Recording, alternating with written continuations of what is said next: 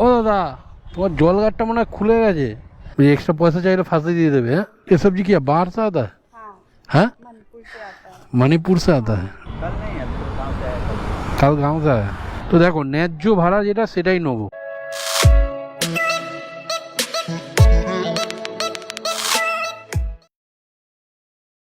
Good morning, শুভ সকাল সবাইকে। কেমন আছো তোমরা?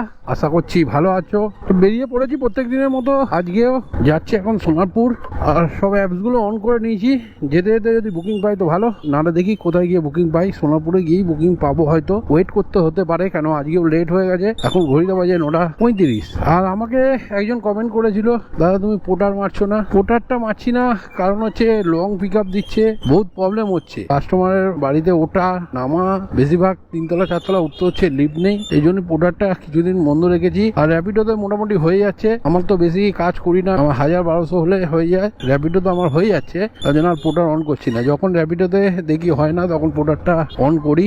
যাই হোক, চলো এখন যাচ্ছি সোনারপুর বিচ, দেখি ফার্স্ট বুকিং কোথায় পাই আর কটায় পাই। আর তোমাদের বলতেই ভুলে গেছি, কালকে গাড়িটা সার্ভিস করালাম, 70-78 কিলোমিটার হয়ে গেছিল, তো কালকে সার্ভিস করালাম। তো আজকে গাড়িটা পুরো মাখন হয়ে গেছে। আমি তো প্রত্যেক মাসেই প্রায় 4500 কিলোমিটার 5000 কিলোমিটার হলে আমি সার্ভিস করাই, প্রায় 40 দিন লাগে। ততদিনে কি হয়, গাড়িটা একটু চাকা ঢাকা একটু টাইট থাকে, কিন্তু সার্ভিস করানোর পর যখন চালাই না, তখন মনে হচ্ছে গাড়িটা পুরো হালকা হয়ে গেছে, চাকাগুলো পুরো ফ্রি হয়ে গেছে। আর সার্ভিসটা প্রত্যেক টাইম অনুযায়ী করানো উচিত। আমি তো প্রত্যেক টাইম অনুযায়ী সার্ভিস করাই। এর জন্য আমার ইঞ্জিনের যে ওয়ারেন্টিটা আছে, যে আমি প্লাটিনা নিয়েছি, আমাকে 70 কিলোমিটার পর্যন্ত ওয়ারেন্টি দিয়েছি ইঞ্জিনের, প্লাস যেগুলো থাকে সকার টকারগুলো এগুলো চেঞ্জ করে দেয়। তোমরাও সার্ভিসটা ঠিক মতো রেখো, তাহলে গাড়ির মাইলেজও ভালো পাবে আর গাড়িটাও ভালো থাকবে। প্রথম গাড়িটা আমার জিক্সার ছিল, ওই গাড়িটা সেরকম ভাবে সার্ভিসিং করাইনি, শোরুম দিয়ে বাইরে দিয়ে করাতাম, ওর জন্য আমার অনেক প্রবলেম হয়েছিল। তার জন্য এই গাড়িটা এখন আমি সার্ভিস সেন্টার ছাড়া আমি সার্ভিস করাই না, যতদিন ওয়ারেন্টি আছে ততদিন করাবো, তারপর দেখা যাক কি হবে না হবে। তো ফার্স্ট বুকিং ঢুকে গেছে, সোনারপুর টু অ্যাগ্নোপলিস মল, 100 মিটার পিক আপ আছে, সময় লাগবে 1 মিনিট। তো ভাড়াটা একটু কম দেখিয়েছিল, 13 কিলোমিটার মতো রাস্তা আছে, দেখিয়েছে 115 টাকা। কাস্টমারকে বললাম 130 টাকা করে দিতে, তো রাজি হয়েছে। দেখো ভাড়া কম দেখালে কিছু করার নেই, যাওয়া যাবে না। সুস্মিতা তো বলুন ওটিপিটা। তো 11 কিলোমিটার রাস্তা আছে, সময় লাগবে 13 মিনিট। 11 কিলোমিটার হচ্ছে ভেতর দিয়ে দেখাচ্ছে নরেন্দ্রপুরের রাস্তাটা, তো ওইটা দিয়ে যাবো না, একদম সোজা গিয়ে বাইপাসে উঠবো, কারণ রাস্তাটা খুব খারাপ। তো এর জন্যই 11 কিলোমিটার দেখিয়েছে ভেতর দিয়ে, এর জন্য 115 টাকা ওনাকে ভাড়া দেখিয়েছিল। ঠিকই ভাড়া দেখিয়েছিল, কিন্তু ওটা দিয়ে যাওয়ার মতো রাস্তা নয়, এর জন্য বাইরে দিয়ে যেতে হবে, তার জন্য একটু ভাড়াটা বাড়ানো। যাই হোক চলো, 114 টাকা দেখাচ্ছে ম্যাডাম। এবার এটা আপনি যদি বাইপাস দিয়ে আসতেন তাহলে রাস্তাটা বেড়ে যেত, বুঝলেন তো, এর জন্য আপনাকে 130 টাকা বলেছিলাম। আর আপনি তো এসেছেন নরেন্দ্রপুর দিয়ে, তো 11 কিলোমিটার রাস্তা ছিল। আপনার যদি এটা দেওয়ার ইচ্ছা হয় দিতে পারেন, বা 130 টাকা দিতে ইচ্ছা হয় দিতে পারেন, আমার কোনো অসুবিধা নেই। কেন অনেকে কি করে বলে আমি বাইপাস দিয়ে আসবো, ওই গলি দিয়ে আসবো না, রাস্তাটা খারাপ, এর জন্য আগে দিয়ে বলে দিয়েছিলাম আপনাকে যে 130 টাকা লাগবে। এটা দিন। বলছি ম্যাডাম, আমি ভিডিও বানাই, তো এই আপনার সাথে রাইড করলাম, এই ভিডিওটা আমি সোশ্যাল মিডিয়ায় ছাড়লে অসুবিধা আছে? আচ্ছা ঠিক আছে, থ্যাংক ইউ ম্যাডাম। তো দেখো ন্যায্য ভাড়া যেটা সেটাই নেবো, বেশি নিয়ে আমি ঘর বাড়ি বানিয়ে নিতে পারবো না। এনাকে বলেছিলাম, কারণ এক্সট্রা ফেয়ার চেয়েছিলাম, কারণটা হচ্ছে অনেকে বাইপাস দিয়ে আসতে চায়, নরেন্দ্রপুর রাস্তাটা নেয় না, ইনি নরেন্দ্রপুর দিয়ে এলো, তো এই জন্য বলছিলাম 130 টাকা। তো আমি এখন বলে দিলাম 114 টাকা ফেয়ার আছে, দিতে চাইলে দিই নেই, উনি 130 টাকায় ফেয়ার দিল। কেন নরেন্দ্রপুর দিয়ে এলাম, ওটা 11 কিলোমিটারই রাস্তা ছিল, তো এর জন্য কারোতে বেশি নিয়ে আমি কি করবো, কাস্টমার রেটিংও দিয়ে দিলাম ভেরি গুড। আমি প্রায় কাস্টমার রেটিং ভেরি গুডই দিয়ে দিই, যে যদি কোনো কাস্টমার সাথে খারাপ ব্যবহার করে তাকেও ওটা দিয়ে দিই। এবার দিয়ে দেখে শুনে দেবো। একটা দাদা আমায় কমেন্ট করেছিল, তুই 5 রেটিং কেন দিলে? হ্যাঁ, আমি বুঝতে পারি না, আমি ওই রেটিং এর জায়গাটা সবাইকে 5 দিয়ে দিই। তো এইবার দিয়ে আমি দেখে শুনে রেটিং দেবো। তো যাই হোক চলো, সেকেন্ড বুকিং ধরার আগে আমাকে রিচার্জ করতে হবে, কেন 300 টাকার উপর হয়ে গেছে। তো 30 টাকা করে আমি রিচার্জ করি, আবার কাজ করি, আবার 30 টাকা করে রিচার্জ করে নিই, তাহলে আমি কমিশনটা কত কাটছে না বুঝতে পারি, যে এত টাকা ভরলাম, আমার এত টাকা 73 টাকা আছে, এটার মধ্যে কটা কাজ করব, কত কমিশন কাটছে সেটা আমি বুঝতে পারবো। যাই হোক, ন্যায্য যে ভাড়া ছিল আমি সেই ভাড়াটা বলেছিলাম দিদিকে দিতে, দিদি যদি বাড়িয়ে দিয়েছে সেটা ওনার ব্যাপার। আমি প্রথমে বলেছিলাম 130 টাকা, কেন জানি ঘুরে আসবে কাস্টমার। যাই হোক, যেটা ন্যায্য ভাড়া সেটাই নেবো, বেশি পয়সা নিয়ে ঘর বাড়ি বানাতে পারবো না। কেউ কতক্ষণ বসে? आधा घंटा हो गया। बाप रे बाप। हाँ, आपका भी आ रहा है, दिक्कत नहीं है? तो नहीं कोई दिक्कत नहीं, लाइव चल रहा है। हाँ, लाइव नहीं चल रहा है, वीडियो। हाँ हाँ, कल काम किए थे? कल नहीं है, गाँव से आया कल गाँव से आया। बारासात से लेके आए क्या? मैं तो फूलबागान से। फूलबागान से? गाड़ी बारासात का नंबर है? নেক্সট বুকিং পোর্টারে রুবি টু নয়দাবাদ, ভেতর দিকে একটু, এখান থেকে বসে বসে ভাড়া পাচ্ছিলাম না, তাই ধরে নিলাম পোর্টারে ভাড়া। 1.2 কিলোমিটার রাস্তা আছে, সময় লাগবে 5 মিনিট। অনেকে বলছো যে পার্সেল অর্ডার মারছি না কেন, দেখো পার্সেল অর্ডার ধরলাম, আর এখন দেখলাম তো ট্যাক্স দেখালো না, জানি না এটার উপর ট্যাক্স কাটবে কিনা। 81 টাকা ভাড়া দেখিয়েছে, তো একজন আমাকে বলেছিল যে এখন আর ট্যাক্স কাটছে না, তো দেখা যাক চলো এই বুকিংটায় ট্যাক্স কাটে কিনা। দেখো D32 1 2 3 4 মানে 4 তলা আমাকে উঠতে হবে। সিটটা দেখো খালি এরকম ভাবে লম্বা হয়ে রয়েছে, এর জন্য প্রোডাক্টটা বন্ধ করে রেখেছি, বুঝতে পারছো? 4 তলায় এরকম ভাবে উঠলে সকালবেলা তাহলে এনার্জিটা কোথায় থাকবে? D25 এইভাবে আমাকে 4 তলায় উঠতে হবে, এর জন্য প্রোডাক্টটা অফ করে রাখি। পার্সেলের মধ্যে শাক পার্সেল পিক আপ করে নিয়েছি। 5.5 কিলোমিটার রাস্তা আছে, সময় লাগবে 15 মিনিট। ফেয়ারটা অনেকটাই বেশি দেখিয়েছে 81, তার মধ্যে ট্যাক্স আছে কিনা গেলেই বুঝতে পারবো। চলো এটা ড্রপ করি। এই দেখছো তো গাছের ছাওয়া, গাছগুলো দেখে যাবে, দুপারে গাছ জয়েন্ট হয়ে আছে, এগুলো গরমকালে আমাদের আরাম আছে, প্লাস এখানে দাঁড়িয়েও আরাম আছে, ঠান্ডা থাকে, আর দেখতেও ভালো লাগছে না? কত সুন্দর লাগছিল বলো দেখতে। হ্যাঁ আপনার পার্সেল এসে গেছে, আর পার্সেল আছে কোথায়? একগোড়া পুলিশ ক্যাম্প। আপনার লোকেশন যেটা আছে সেখানে এসছি।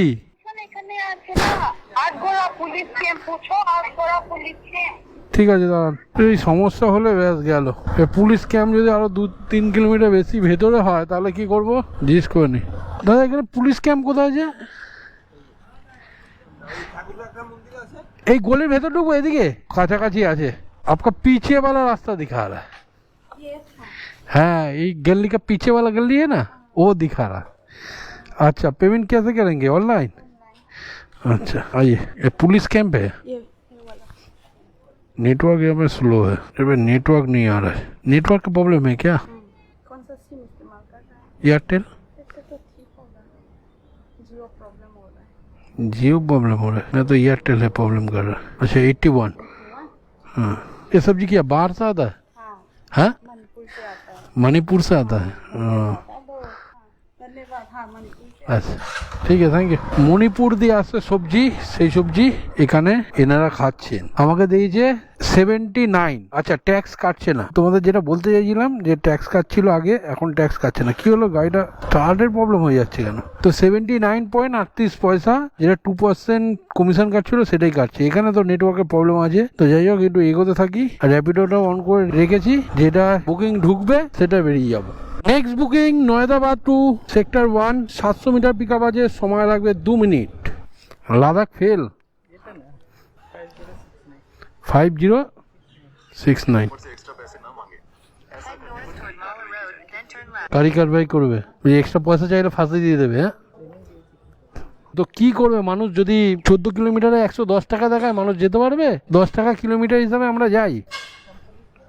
কোম্পানিকে বলা হয়েছে, কোম্পানি তো শুনছে না, কোম্পানি নিজের ফায়দা দেখছে।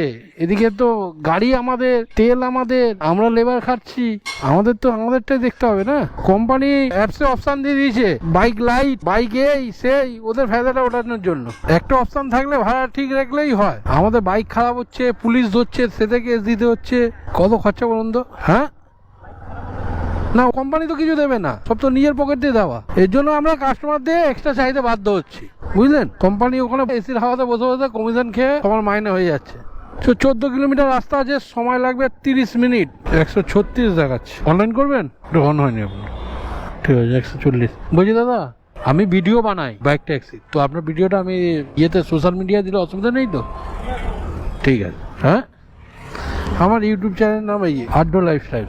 অনেকে বলে আমাকে র্যাপিডোতে এত প্রবলেম, তুমি র্যাপিডো চালাচ্ছ কেন, উবের চালাও। তো প্রবলেমটাকে আমাদের সলভ করতে হবে। আমার কাছে ক্যামেরা আছে, আমি ভিডিও বানাতে পারছি, অনেকে বানায় না। তো এই প্রবলেমটাকে আমি তুলে ধরছি তোমাদের কাছে, তোমরা ভিডিওটাকে শেয়ার করো যাতে র্যাপিডো কোম্পানির কাছে যায় যে আমরা এই প্রবলেমগুলো ফেস করছি। র্যাপিডো কোম্পানি মার্কেটে ঘুরে এরকম রাস্তায় ঘুরে দেখে না, ওরা ওদের মতো কমিশন কামিয়ে চলে যাচ্ছে। ওদেরকে দেখতে হবে যে আমরা রাইডাররা কি ফেস করছি, তো সেইগুলো সলভ করার জন্য। তো পালিয়ে গেলে হবে না, এই যে পালিয়ে যাবো আমি অন্য অ্যাপসে কাজ করব তাহলে হয়ে গেল যেখানে বেশি টাকা দিচ্ছি, ওরকম করলে হবে না। আমাদেরকে সমস্যার সমাধানটা করতে হবে, ভিডিওগুলো শেয়ার করো যেগুলো আমি ছাড়ি, প্রবলেমে ফেস করছি, যাতে র্যাপিডোর কাছে পৌঁছায়, আমাদের সমস্যাগুলো কোথায় সেটা দেখতে পারে, আমাদেরকে সেই রেট অনুযায়ী পয়সা দিতে পারে। যে শর্টকাট এত দেখায়, কাস্টমাররা এই শর্টকাট দিয়ে যেতে চায় না, এই সমস্যাগুলো আমি যে দেখাচ্ছি এগুলো র্যাপিডোর কাছে পৌঁছানোর দায়িত্ব তোমাদের। তোমরা শেয়ার করো ভিডিওটাকে, তাহলে র্যাপিডোর কাছে এটা পৌঁছাবে, সমস্যার সমাধানগুলো তাহলে আমাদের হতে থাকবে।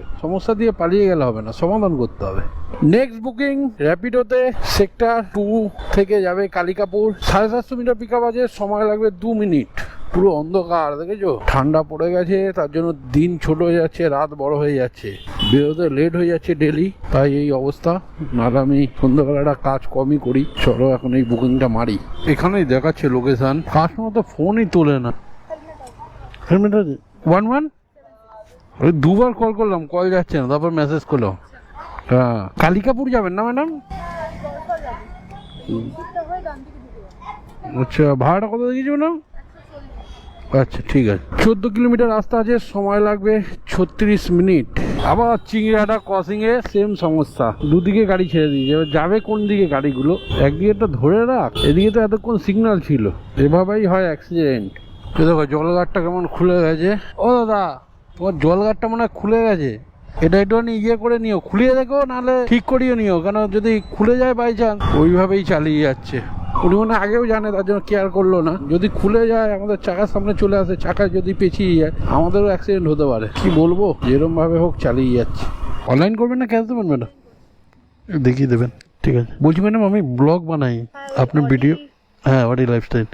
বলছি আপনার ভিডিও ছাড়লে অসুবিধা নেই তো? না না, ওর কিছু অসুবিধা নেই। আচ্ছা আচ্ছা, আপনি দেখেন নাকি পুরো? আমার হাজবেন্ডও আছে ও লাইটার। আচ্ছা আচ্ছা, না ওই অডি বললেন, আমি তো আমি নাম শুনেছিলাম। আচ্ছা আচ্ছা আচ্ছা আচ্ছা, থ্যাংক ইউ। তখন কল করার সময় একবার শো করেছিল, ও তখন দেখেছিলাম। আচ্ছা আচ্ছা, ঠিক আছে, থ্যাংক ইউ ম্যাডাম। দিদি ভাইয়ের মানে হাজব্যান্ড রাইডার বললোই, শুনলেই তোমরা তো, আমার নাম দেখেই বুঝতে পেরেছি অডি লাইফস্টাইল। ভাল লাগলো শুনে, ভিডিও দেখে তো, আমার ব্লগ দেখে কিছু মানুষ, থ্যাংক ইউ। যাই হোক, এখানে একটা বুকিং এসছে, এখান দিয়ে যাবে টালিগঞ্জ। আপনি 11 এই হেলমেটটা এখানে, পেছন দিয়ে যেতে হবে না ম্যাডাম? রাস্তা চিনি নাই, চালু মার্কেট। আমার মনে হয় পেছন দিয়ে দেখাচ্ছে। এই পেছন দিক দিয়ে যে কালিকাপুর যায়, হুম, পূর্বাচল কালিকাপুর। হ্যাঁ হ্যাঁ হ্যাঁ। 5.1 কিলোমিটার রাস্তা আছে, সময় লাগবে 18 মিনিট। হ্যাঁ হ্যাঁ দিচ্ছি, 54। ঠিক আছে।